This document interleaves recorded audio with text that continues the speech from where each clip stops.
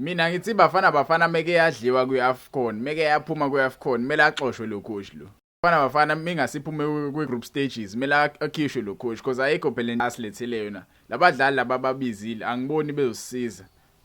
ukuthi sikwazi ukuyiwina leya group le. Iphila. Abadlali ababizile uRonald Williams, uVelimotho, uRicardo Goss,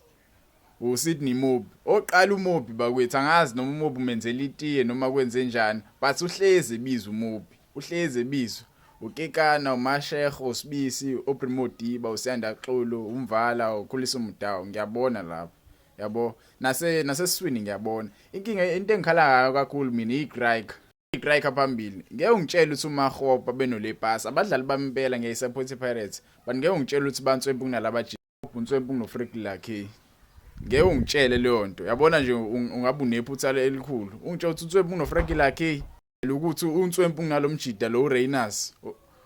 phela uyadlala simazi sonke uReynolds lo Stellenbosch uyadlala lo mfalo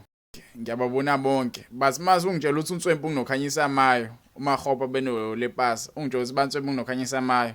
kabe unephutha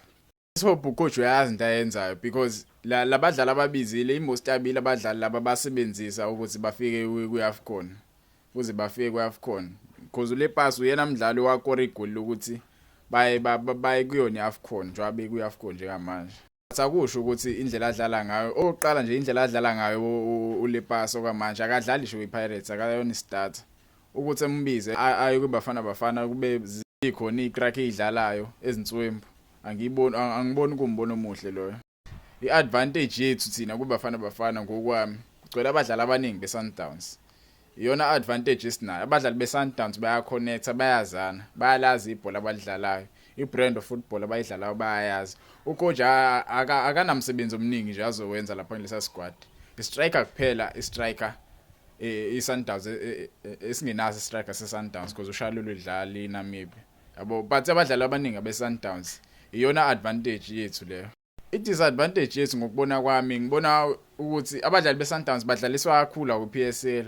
iPSL kwamele ivalo nje kudala cause yabo so akuyaFcon abadlali beSundowns bekhathele badlala ama cup badlala ama Champions League badlala ileague mfethu yonke leyo nto